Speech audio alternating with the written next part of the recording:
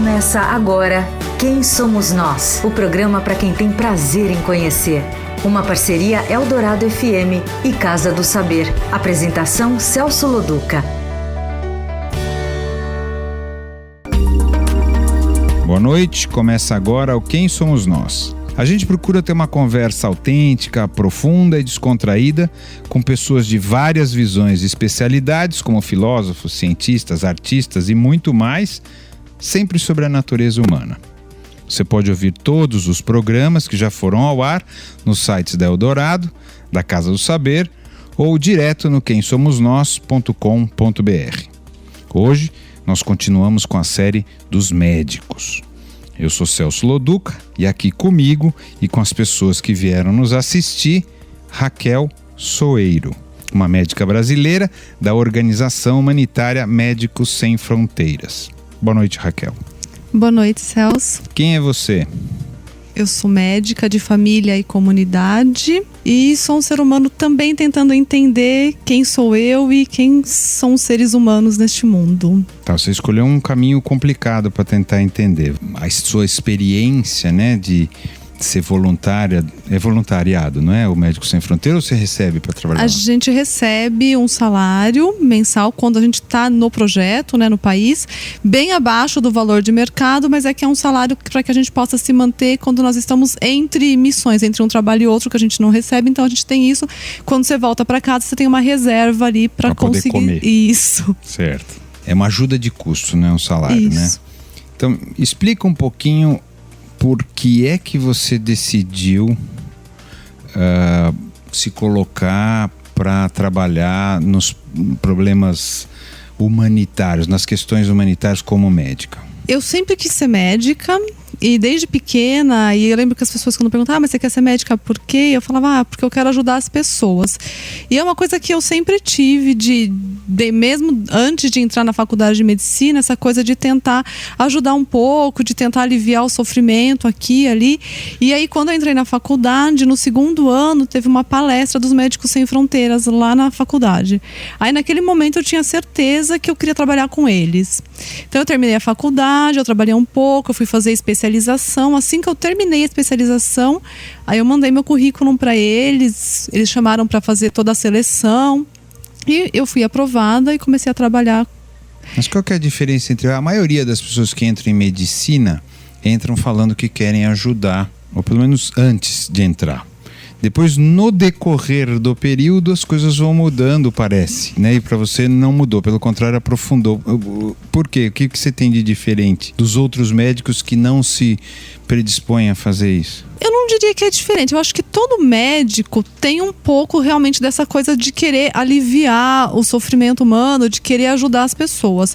E existem milhões de formas de fazer isso, né? Tem gente que se sente melhor num ambiente de um consultório médico, tem gente que se sente melhor num centro de saúde, num hospital. Eu acho que isso vai muito de cada um. E eu, como eu falei no começo, né, tentando entender o ser humano, é porque eu acho que quando você tem esse contato com o ser humano, na sua simplicidade mesmo, naquilo que no momento que ele está mais necessitado, como por exemplo nos países muito fragilizado, eu acho que você consegue enxergar algo além do sofrimento. E isso traz um ganho muito grande, é uma troca de experiência nesse momento muito grande. É isso que me interessa, é por isso que você está aqui. Tua primeira missão, qual foi? Foi o Níger, que é um país que fica no norte, em cima da Nigéria, no norte da África. No deserto, No né? deserto, pega uma parte do deserto do Saara. É um país extremamente pobre por causa do deserto, né? Eles não têm produção de quase nada, só produz cebola naquele país. E aí eu fui para um projeto de desnutrição, onde a gente atendia crianças de 0 a 5 anos. Era um projeto montado por Médicos Sem Fronteiras, eles construíram o hospital. E aí, além disso, o hospital era no meio do deserto, né? E tinham alguns centros de saúde num raio mais ou menos de 50 quilômetros cada um. Mas governamentais ou da médica? Governamentais, do governo do Níger, né? E aí Médicos Sem Fronteiras ajudava, porque os centros de saúde faltavam medicamento, faltava o teste da malária. E aí Médicos Sem Fronteiras ajudava. Então eu ficava dentro do hospital e todo dia de manhã saíam 5 carros, 5 caminhonetes com enfermeiros nossos para esse centro de saúde. Aí as mães já sabiam que tinha atendimento todo dia, então elas traziam as crianças, as que estavam desnutridas, mas não tinha nenhuma outra doença, eles só iam dando o tratamento da desnutrição. Qual é? É uma pasta de amendoim, um alimento super rico, à base de amendoim, como se fosse um amendocrem, pronto para consumo. Que é uma refeição, é isso? É uma refeição, porque assim, imagina que são 500 calorias para uma criança. Eu cheguei a atender crianças que tinham 2 anos com 5 quilos. Sei que é igual um bebê de... Um bebê de 2 meses, né? Tem bebê aqui no Brasil que nasce com 5 quilos. Então, assim, é uma criança que é pele e osso.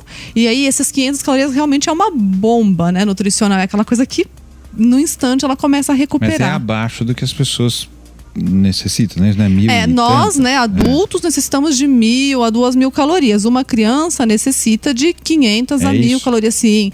E aí, de acordo com o peso da criança, tem a quantidade de sachês. Então, se você der a mais, acontece alguma coisa, não? No começo, a gente regula. Porque exatamente, o organismo está tão frágil que se você der muito, ele não vai conseguir digerir. O rim está mais fragilizado, o fígado. Então, claro, assim, você tem que, para começar a nutrição, você tem que ir aos pouquinhos, exatamente. O Níger, eu peguei 2 meses de chuva só. A chuva, assim, é aquela tempestade de areia, aí chove. E dali a uma semana chove de novo. E isso é suficiente para fazer o mosquito da malária renascer. E aí, desnutrição com malária é uma coisa horrorosa de ver. Porque ele já tem uma anemia por causa da desnutrição. Com a malária, o mosquito, o parasita, ele vai quebrando as células do sangue. Então, assim, a anemia vai. Exatamente. E tem esse tipo de malária que tem na África, ela dá uma malária cerebral. Então a criança pode ficar em coma. É uma coisa horrorosa. E aí a gente tinha essas crianças no hospital para tratar. Muita criança, eu lembro que eu brincava assim, a criança acordou, já tá conseguindo comer a pastinha de amendoim, vai pra tenda, porque a gente não tinha espaço no hospital físico para todo mundo. A gente ia montando tendas, a gente tinha no prédio que era de alvenaria, de concreto, nós tínhamos 60 leitos. E aí a gente ia montando tendas, nós chegamos a ter 450 crianças internadas. Então, assim, E me coloca, então, como que você se sentia quando você olhava isso? Você saiu aqui da faculdade, Campinas, Unicamp, não é isso? Uhum. Que é top, uma grande faculdade, comia bem, todo mundo comia bem ali, tá certo? De repente você caiu nessa situação e vê as pessoas nesse limite, né? Sim. No começo foi um choque, foi um contraste, porque é exatamente isso. A gente estuda desnutrição na escola, a gente estuda sarampo, mas eu nunca tinha visto isso na vida. A primeira criança desnutrida que eu vi, eu fiquei chocada. De verdade, eu olhei e falei, meu Deus, o que a gente pode fazer por essa criança, né? E aí tem os protocolos, e eu comecei a estudar os protocolos, e eu comecei a aprender muito com eles também, porque a equipe dos estrangeiros muda a cada 6, 9 meses, mas o pessoal local, eles trabalham no hospital com a gente. Então eu aprendi muito com eles sobre a desnutrição também. E aí eu fui vendo que num instante... São médicos de lá também? Tem médicos e enfermeiros de lá. Eu trabalhava com 5 médicos nigerinos e um monte de enfermeiro. O enfermeiro lá faz muita coisa porque médico é peça rara, né, nesses países. Não existe universidade? No Níger existe uma universidade para o país inteiro. Então é difícil encontrar médico. E um dos nossos objetivos como organização é também assim, formar o máximo possível de pessoal para que eles sejam capacitados para tratar. Independente de se é universidade ou não. Exatamente. Então a gente investe muito em formação, em fazer treinamento. E aí a questão da desnutrição foi isso. Eu olhei e falei, nossa, e aí a combinação com a malária, você olha aquela criança quase morta. E você vê que você começa a hidratar, você começa a dar alimentação, dar o tratamento, dali a 3 dias aquela criança já está sentando. Dali a uma semana aquela criança já está correndo na enfermaria. E você fala, não é possível que em 7 dias uma criança que estava quase morta já ganhou vida. Então, assim, é muito lindo de tratar a desnutrição. O Brasil é um país pobre também, né? Acho que não no mesmo nível, na mesma proporção, vai. Talvez a gente tenha um ou outro bolsão assim muito pobre, mas não nesse nível, né? Então, tanto que a gente não existe no Brasil uma uma atuação constante do Médicos Sem Fronteiras, né? Não. Acho que é porque exatamente a gente tem um sistema de saúde um pouquinho mais organizado. Acho que não dá para comparar. Aqui é um país pobre e lá é um país muito pobre, não é isso? E o Médicos Sem Fronteiras atua ou em guerras, não é isso? Ou em conflitos ou em países muito pobres. Exatamente. São conflitos armados, né? As guerras, catástrofes naturais, epidemias, né? Que nem agora está tendo uma epidemia de ebola. Assim, na verdade sempre tem, né? Na África sempre tem, é endêmico, né? Então tem num momento, depois tem outro momento. Então, mais ou menos a cada 3, 4 meses surge um novo. Então, assim, nas epidemias, sarampo, e em locais onde o governo não dá conta de cuidar da sua população, né? Que é o caso do Níger, por exemplo, que tem um sistema de saúde que é muito deficitário. Mas o que você sente na hora que você vê aquilo, assim? Qual é o sentimento? O que a mãe fala para você? Ou como que você fala com as pessoas, né? Primeiro, lá. Segundo, como é essa relação da mãe, da criança, você está salvando? Me conta esse sentimento todo. Cada país tem a sua língua oficial. No Níger é o francês, mas a população, eles nunca foram à escola, então eles não falam francês. Na região que eu estava, eles falavam o Hausa, que é uma língua típica de lá. E sempre tínhamos enfermeiros que ficavam comigo no começo que falavam o francês e traduziam para mim. E aí, você fala alguma coisa de Hausa, não? Então, hoje eu falo, porque... Fala alguma coisa só pra gente ver como é. Depois diz o que você falou, por favor. E Naoni, que é boa noite. Ok. O Nagodê, que é obrigada. Então a gente aprende essas palavras e aí eu sempre brinco que eu aprendo primeiro as palavras feias, porque eu começo a aprender tosse, vômito, febre, para perguntar para a mãe se a criança tem. E aí depois de um tempo você acaba aqui acostumando a falar. E tem muita linguagem não verbal, né? Você interpreta, aí depois de um tempo que você tá lá, as mães já dão risada, já te conhecem, né? Já sabe que é a branca, né?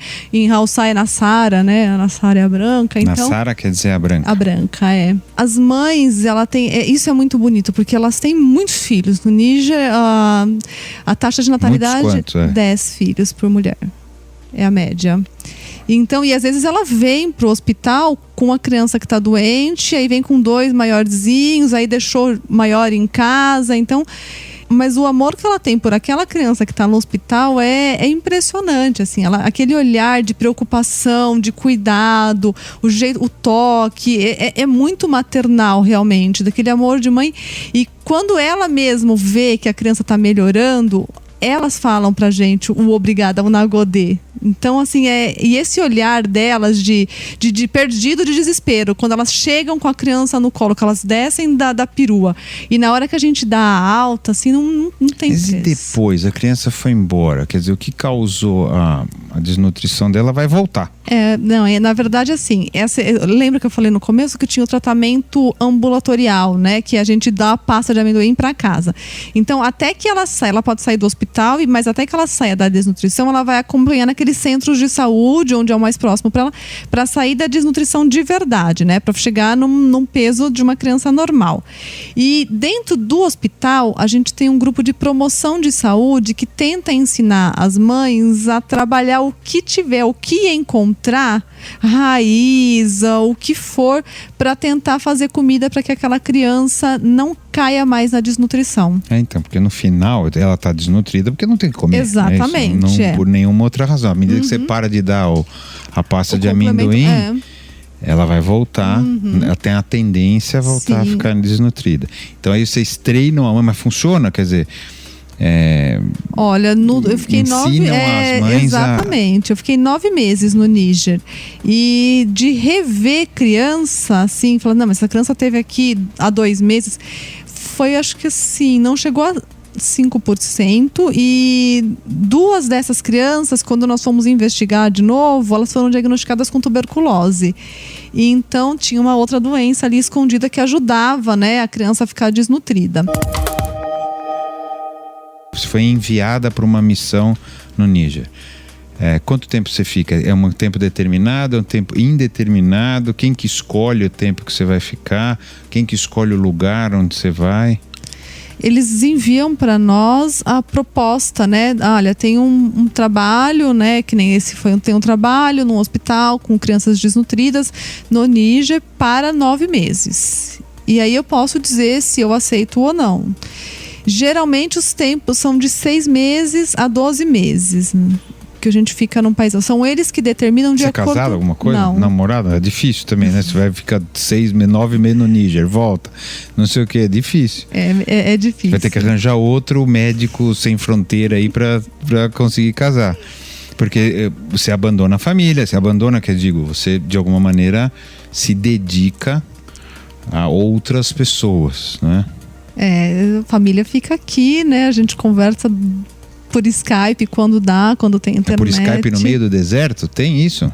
A gente tinha como aqueles 3Gs que a gente dividia, nós éramos em 11 estrangeiros e a gente dividia um 3G para poder conseguir conversar com a família. A gente sempre precisa ter internet no projeto porque nós precisamos conversar com a capital e com a coordenação, exatamente, para mandar as coisas, né, remédio, tudo tem que chegar de fora. Então, a gente precisa, e relatório, né, eles são super rígidos com essa questão de higiene hospitalar, de mortalidade. Então, o projeto está lá e a gente tem um monte de regras a cumprir e todo mês tem que mandar o relatório para ver se está funcionando de verdade o projeto, né? O dinheiro não está indo de qualquer jeito. Da onde que vem o dinheiro do Médicos Sem Fronteira? A maioria da organização é mantida por doação de pessoas físicas. Não são empresas, não são indústrias farmacêuticas? Não. Não, poderiam, né? Poderiam, sim. Não, Ah. Na verdade, dos princípios da organização é essa coisa da independência, né? De não estar vinculado a governo, à indústria farmacêutica, a banco. Ela é independente, por isso que é super importante. As pessoas e os países aceitam isso com naturalidade? O que eu quero dizer? Você chega lá, somos dos Médicos Sem Fronteiras. Você já foi para um projeto que já estava existindo. Uhum. Talvez um primeiro projeto naquele lugar. Vim aqui, nós vamos fazer. As pessoas acham que está tudo certo. Não acham que é espião americano e aquelas coisas todas? Não, exatamente. Tem lugares onde Porque lá no Afeganistão, os Estados Unidos utilizou o artifício de um cara para vacinar, para confirmar onde estava o Osama Bin Laden, não é isso? É por isso mesmo que a organização preza tanto a independência, a transparência, né? Se é uma região de conflito, por exemplo, agora na Síria, o hospital ele fica numa zona onde ele pode atender tanto a população, quanto a milícia, quanto as pessoas militares do governo. Então, e ninguém ataca? A gente meio que tem um acordo de que nós não temos armas, né? Então, assim, tudo que é dos Médicos Sem Fronteiras não tem arma, tem o símbolo de sem armas. Então, o carro tem o adesivo, dentro do hospital tá escrito, na porta, tudo. Existe um respeito, assim? E aí, existe um respeito. Sempre. Nunca aconteceu de serem atacados, ter que fugir, sei lá. Então, já aconteceu de faltar esse respeito, de bombardear muito perto de onde estava o hospital, ou de tentar entrar com arma no hospital, de querer... Já aconteceu, e aí nós evacuamos. Aconteceu quando eu estava no Sudão do Sul, num outro projeto, que os rebeldes de um outro lugar, eles passaram e queimaram a clínica dos Médicos Sem Fronteiras à noite, então não tinha ninguém, mas aí a decisão no dia seguinte foi de evacuar, porque a gente entende as necessidades da população, mas também eles não colocam a equipe... Tem que preservar exatamente, a integridade das pessoas. Esse foi o teu primeiro projeto, foi o do Níger. Uhum. Daí você acabou esse projeto, você já emendou outro, assim? Como aí eu voltei pro Brasil, né? Fiquei 2 meses aqui. Aí, quando fazia mais ou menos um mês que eu estava aqui, eles me mandaram um outro projeto, que era o do Sudão do Sul. Você pode recusar? Posso.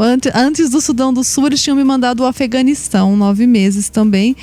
E aí, eu tinha acabado de sair do Níger, que era um país muçulmano. Então, eu falei, não quero outro país de muçulmano. Novo, muçulmano. Aí logo depois você eles me mandaram o Sudão do Sul. Você tinha que andar com chador, tudo? Não, eu não precisava andar toda coberta, né, dentro do hospital. Mas tem a questão, pra gente é uma diferença cultural muito grande, né? Do mesmo jeito que é muito legal de você aprender a cultura do outro, de conhecer, também tem muitas coisas que são muito diferentes para nós. Então eu não queria de novo ir para um país muçulmano. Por exemplo, era muito comum no hospital a mãe tá com a criança internada e pedir permissão para tirar a criança porque o marido vai casar de novo e aí ela é a primeira esposa, ela precisa organizar o casamento do marido. E aí a criança tinha que sair do hospital? Aí a gente tinha que negociar, ver se não dava pra avó vir pro hospital, alguém ficar com a criança no lugar da mãe. Às vezes nós tivemos que dar uma alta com uma carta para voltar dali uma semana depois da cerimônia. Então, essa coisa de você o tempo todo também ficar entendendo a cultura é difícil, né? Mas é legal. Super legal. Lado. Muito. A troca que a gente ganha. Eu fiz o Ramadã lá com eles, que eles fazem o jejum antes. Você ficou de manhã até de noite sempre sem comer? 30 dias? Não aguentei ficar os 30 dias. Eu fui vencida antes. E principalmente com a água. Eu não aguentei. Eu falei, o pior é a água, não é a comida.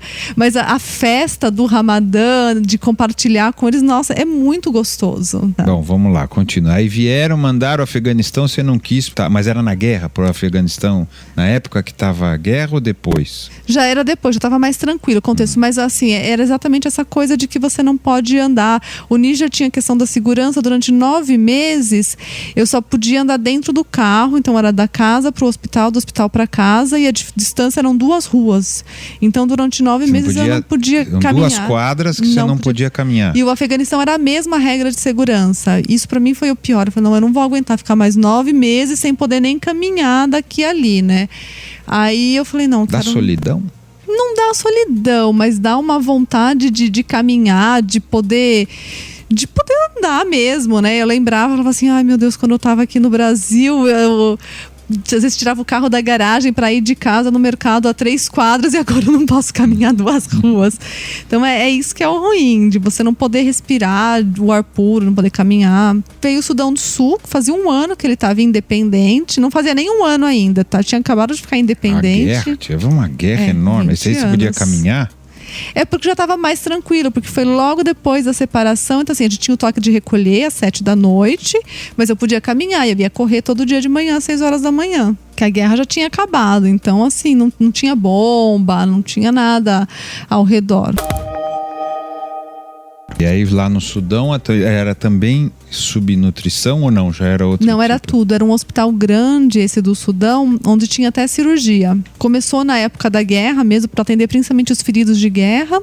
E aí as necessidades da população foram aumentando, então tinha tudo. A gente tinha maternidade. É o Hospital das Clínicas que a gente tem aqui, só que era lá, é isso? Não com tantas especialidades, né? Mas era assim, a gente fazia o ambulatório, né? Como se fosse o centro de saúde básico. Aí a gente fazia pré-natal, aí atendia desnutrição, atendia pediatria. Sempre é gratuito, não é isso? Sempre é gratuito, sempre.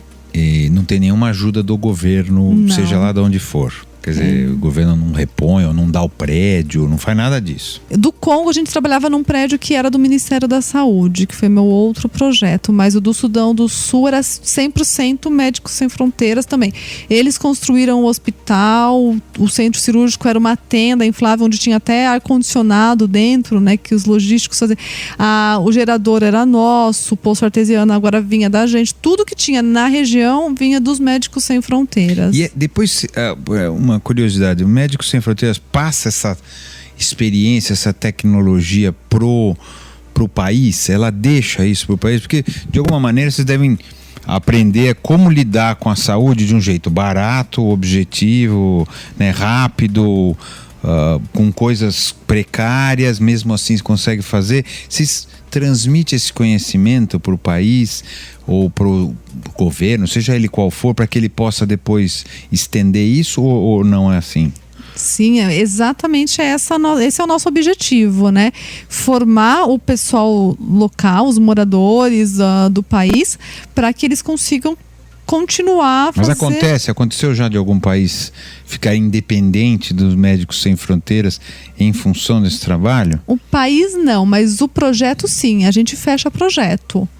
A gente viu que, por exemplo, tá andando bem, o pessoal local já sabe fazer tudo sozinho, eles já conseguem cuidar do gerador, conseguem fornecer água, já aprenderam mecânica de carro, já estão tratando bem, sabe, manutenção de freezer. Então tem outro projeto no mesmo país, por exemplo, onde está precisando mais do que essa região, porque essa região eles já são quase que autônomos. Então, Médicos Sem Fronteiras passa o projeto para o governo. E aí os recursos nós abrimos em outro lugar. Aí o governo passa a financiar e aí vai para outro lugar. Exatamente. Aí nós ficamos naquele projeto, a gente deixa para o governo e abre em outro lugar. Então, vamos falar do Sudão do Sul. Você está lá no Sudão do Sul, chegou... Aí é um grande hospital. Na verdade, é uma experiência de um hospital num lugar pobre. É um pouco diferente da experiência do Níger, que é um pouco mais radical, não é isso? No Níger, principalmente porque o Níger era só criança, né? Lá não, era um hospital grande, a gente tinha 20 leitos de pediatria, 20 leitos de clínica, 20 de cirurgia e 20 de desnutrição e 17 da maternidade. Então, aí eu fui como a médica da equipe. Toda. Tinha um cirurgião e um anestesista que davam o suporte nos casos cirúrgicos, né? E uma obstetriz para maternidade. E aí ela só me chamava nos casos complicados e para neonatologia, para os bebês, né? Então foi um trabalho radical e assim muito legal, porque o pessoal do Sudão do Sul ficou 20 anos em guerra. Então eles estudaram em campos de refugiados.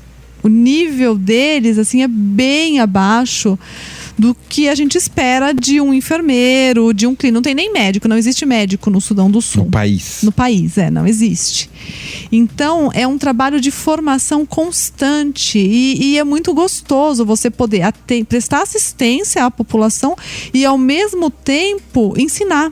É muito gratificante. Então, você ficou quanto tempo? 7 meses. Eu fui para ficar 6, aí tava difícil de encontrar alguém para me substituir, aí eu fiquei 1 a mais até encontrar alguém para me substituir. Aí de novo você volta, é isso? Quando você volta pro Brasil, você faz o quê? Quando eu volto pro Brasil, assim, geralmente é visitar, a gente usa o dinheiro que ganhou para poder se manter, e aí é visitar os amigos, ficar um pouco com a família, repor energia e voltar de novo. Você mudou como pessoa, a tua visão de mundo, com a experiência que você teve, quem você era antes de ter essas experiências, quem você é agora, o que você mudou? Eu acho que assim, eu mudei bastante, na verdade. Uma que a gente não se preocupa mais com pequenas coisas, assim, aquela coisinha que te irritava antes, perdeu tempo no trânsito, chegou atrasada, já fica super irritada, perdeu o dia, não, tá bom, chegou atrasada, chegou, não é o fim do mundo, não vai se desestressar. Coisas materiais que eram super importantes, que agora já não são mais. A questão com o ser humano, a paciência, a tolerância, eu acho que isso muda também. Mesmo no trabalho aqui com as outras pessoas, muda. Porque a gente aprende tanto essa troca de experiência, a escutar o outro de uma maneira que não é nem a nossa língua, né? E a gente aprende a escutar, a olhar no olho. Isso que a gente traz pra cá de volta é muito gratificante de você ver e falar assim, agora eu não olharia esse paciente da mesma maneira se eu não tivesse aprendido tudo isso lá. Eu talvez assim não respeitaria essa crença dele aqui se eu não tivesse aprendido a respeitar outras crenças e outras culturas nos países onde eu estive. E valorizar cada vez mais o trabalho em equipe, porque a gente não faz absolutamente nada sozinho. Se não tiver equipe, a gente não faz nada. E não tem um choque cultural aí quando você... Cultural que eu digo é isso, você fala, eu aprendi a trabalhar em equipe, aprendi a ouvir as pessoas, aprendi a respeitar suas crenças... Aí você volta pra cá e a gente vive um mundo diferente. Eu tô em adaptação ainda. Porque você fica meio fora, né? A gente tem uma visão de mundo um pouco diferente, um pouco imediatista, né? Mas assim, eu tô encontrando o meu espacinho. Qual é? Qual é o seu espaço? Como que você tá vendo? Não, é uma coisa interessante, porque no final você vive uma coisa muito diferente de todo mundo. De repente você volta pro seu país e você já não é a mesma pessoa. Exatamente. Mas o seu país está lá. E como é que você... É isso que eu queria entender, como você se encaixa de novo Não, é bem difícil, não é fácil não, justamente por isso, né? Porque as pessoas aqui estão envolvidas numa rotina e aí você chega com uma visão muito diferente e aí até essa coisa de você ter a paciência de mostrar para o outro que a gente pode fazer diferente, que não é porque a gente sempre fez assim que precisa continuar assim, que não é que tem o certo e o errado, mas tem várias maneiras de fazer e que você tem que respeitar. Então, eu tô nesse período de tentar mostrar, olha, eu acho que talvez assim a gente consiga trabalhar melhor, que assim seja um pouco melhor. Você se sente sozinha? Às vezes sim. Porque volta e... às vezes sim, mas é que assim, eu tenho um grupo de amigos muito bom, que pensam como eu, não tiveram as mesmas experiências que eu, pensam muito bem, e tem a minha família, assim, que sempre me apoiou em todos esses projetos e que se eu quiser ir lá chorar e falar, não tô precisando de um colo, eu vou ter isso, então eu tenho minha rede de apoio também, que é muito forte. Claro. Você teve uma experiência diferente da maioria das pessoas e à luz dessa experiência, quem você acha que somos nós? Eu acho que nós todos, na verdade, independentemente de onde nós nos encontramos, nós somos seres humanos que necessitam amar e ser amados. Então, quando a gente consegue essa troca do olhar, do toque, não importa onde a gente está, acho que a gente consegue fazer momentos muito, muito mágicos, muito legais. Bem, ótimo, obrigado, Raquel, obrigado de verdade. Você ouviu Quem Somos Nós? Uma parceria Eldorado FM e Casa do Saber. Apresentação Celso Loduca.